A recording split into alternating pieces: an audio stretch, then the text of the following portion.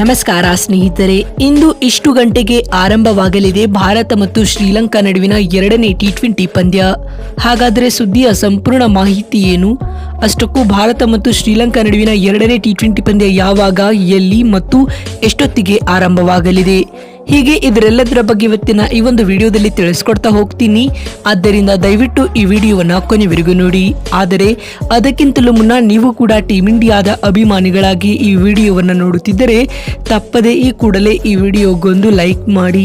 ಹೌದು ಸ್ನೇಹಿತರೆ, ನಿಮಗೆಲ್ಲರಿಗೂ ಈಗಾಗಲೇ ಗೊತ್ತಿರುವಂತೆ ಭಾರತ ಮತ್ತು ಶ್ರೀಲಂಕಾ ನಡುವಿನ ಮೊದಲ ಟಿ20 ಪಂದ್ಯವು ಮುಕ್ತಾಯಗೊಂಡಿದ್ದು, ಮೊದಲ ಟಿ20 ಪಂದ್ಯವನ್ನ ಭಾರತ ತಂಡವು 43 ರನ್ಗಳಿಂದ ಗೆದ್ದುಕೊಳ್ಳುವ ಮೂಲಕ ಸರಣಿಯಲ್ಲಿ 1-0 ಮುನ್ನಡೆಯನ್ನ ಸಾಧಿಸಿದೆ. ಸ್ನೇಹಿತರೆ, ಶ್ರೀಲಂಕಾದ ಪಲ್ಲೆಕೆಲೆ ಅಂತಾರಾಷ್ಟ್ರೀಯ ಮೈದಾನದಲ್ಲಿ ನಡೆದ ಈ ಒಂದು ಪಂದ್ಯದಲ್ಲಿ ಟಾಸ್ ಸೋತು ಮೊದಲು ಬ್ಯಾಟಿಂಗ್ ಮಾಡಿದ ಭಾರತ ತಂಡವು ನಿಗದಿತ 20 ಓವರ್ಗಳಲ್ಲಿ 7 ವಿಕೆಟ್ ಕಳೆದುಕೊಂಡು 213 ರನ್ ಕಲೆ ಹಾಕಿತು.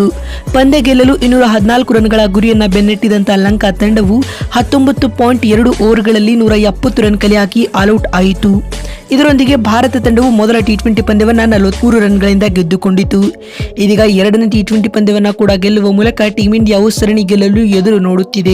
ಅತ್ತ ಸರಣಿಯಲ್ಲಿ ಜೀವಂತವಾಗಿರಲು ಲಂಕಾ ತಂಡವು ಕೂಡ ಎರಡನೇ ಟಿ20 ಪಂದ್ಯ ಗೆಲ್ಲಲು ಶತಾಯಗತಾಯ ಪಣ ತೊಟ್ಟಿದೆ. ಸ್ನೇಹಿತರೆ, ಹಾಗಾದರೆ ಭಾರತ ಮತ್ತು ಶ್ರೀಲಂಕಾ ನಡುವಿನ ಎರಡನೇ ಟಿ20 ಪಂದ್ಯ ಯಾವಾಗ ಮತ್ತು ಎಲ್ಲಿ ಮತ್ತು ಎಷ್ಟೊತ್ತಿಗೆ ಆರಂಭವಾಗಲಿದೆ ಅಂತ ನೋಡ್ತಾ ಬರುವುದಾದರೆ, ಭಾರತ ಮತ್ತು ಶ್ರೀಲಂಕಾ ನಡುವಿನ ಎರಡನೇ ಟಿ20 ಪಂದ್ಯವು ಜುಲೈ 28ರಂದು ಅಂದ್ರೆ ಇಂದು ನಡೆಯಲಿದೆ. ಸ್ನೇಹಿತರೆ, ಅಂದಹಾಗೆ ಲಂಕಾ ಹಾಗೂ ಭಾರತ ನಡುವಿನ ಈ ಪಂದ್ಯವು ಪಲ್ಲೆಕೆಲೆ ಅಂತಾರಾಷ್ಟ್ರೀಯ ಮೈದಾನದಲ್ಲಿ ನಡೆಯಲಿದೆ ಮತ್ತು ಈ ಟಿ20 ಪಂದ್ಯವು ಭಾರತೀಯ ಕಾಲಮಾನದ ಪ್ರಕಾರ ಸಂಜೆ 7 ಗಂಟೆಗೆ ಆರಂಭಗೊಳ್ಳಲಿದೆ ಮತ್ತು 6:30ಕ್ಕೆ ಪಂದ್ಯದ ಟಾಸ್ ಪ್ರಕ್ರಿಯೆಯು ಜರುಗಲಿದೆ. ನೋಡಿದ್ರಲ್ಲ ಬಂಧುಗಳೇ, ಭಾರತ ಮತ್ತು ಶ್ರೀಲಂಕಾ ನಡುವಿನ ಎರಡನೇ ಟಿ20 ಪಂದ್ಯ ಯಾವಾಗ, ಎಲ್ಲಿ ಮತ್ತು ಎಷ್ಟೊತ್ತಿಗೆ ಆರಂಭವಾಗಲಿದೆ ಅಂತ ತಿಳಿಸಿಕೊಡುವ ನಮ್ಮ ಈ ಪ್ರಯತ್ನ ನಿಮಗೆ ಇಷ್ಟವಾಗಿದ್ದಲ್ಲಿ ತಪ್ಪದೆ ಈ ಕೂಡಲೇ ಈ ವಿಡಿಯೋಗೊಂದು ಲೈಕ್ ಮಾಡಿ.